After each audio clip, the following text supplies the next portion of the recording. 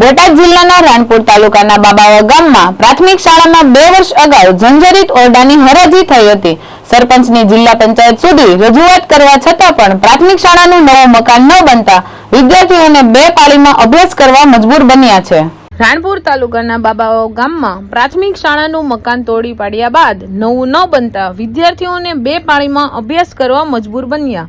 રાણપુર તાલુકાના બાબાવા ગામે આવેલી સરકારી શાળાના 2 મકાન પૈકી એક મકાન તોડી પડ્યાના 2 વર્ષ બાદ પણ નવું નહીં બનતા વિદ્યાર્થીઓને ન છૂટકે 2 પાળીમાં ભણવું પડી રહ્યું છે। અત્યારે એક બિલ્ડિંગમાં 7 રૂમ પૈકી 2 રૂમમાં કોમ્પ્યુટર લેબ અને વહીવટી કામ થતું હોવાથી બાલવાટિકાથી લઈને ધોરણ 8 સુધીના 187 બાળકોને બપોરના સમયે અને ધોરણ 9 થી 10 ના 37 બાળકોને સવારે બોલાવવામાં આવી રહ્યા છે।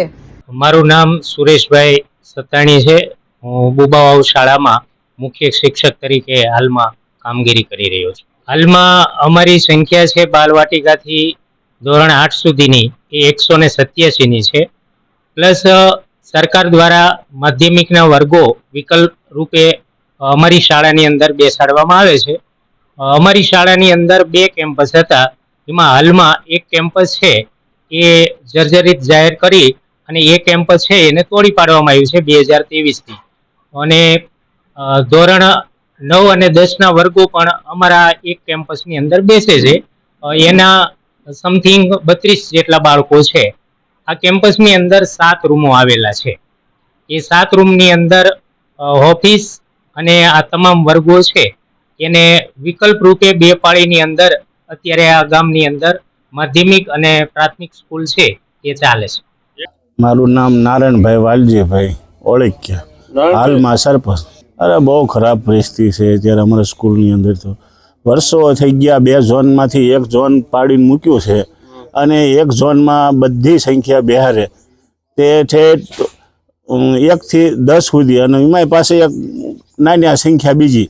હવે એમાંય બાળવાટિકા, એમાંય પાછા 6-7 ઓરડા, તો એક ઓફિસમાં યુઝ કરવા મળી ગયા, એક લેબ રૂમમાં, એક એમનો સ્ટોર રૂમમાં, તો 4-5 રૂમ વધ્યા। 4-5માં 1 થી 10 ની સંખ્યા, 10 ધોરણ સુધીની ક્યાં 2 પાળીઓ કરવા મળી ગયા। એટલે ઓછો ટાઈમ એમનો બચે, અડધો ટક આવીને અડધો ટક છૂટા, એટલે એમના પર્સનલ કામ હાટું થાય અને આ લોકો કોઈ એમાં ધ્યાન જ નથી આપતા। લાલજી મેર, BHP ન્યૂઝ, બોટાદ।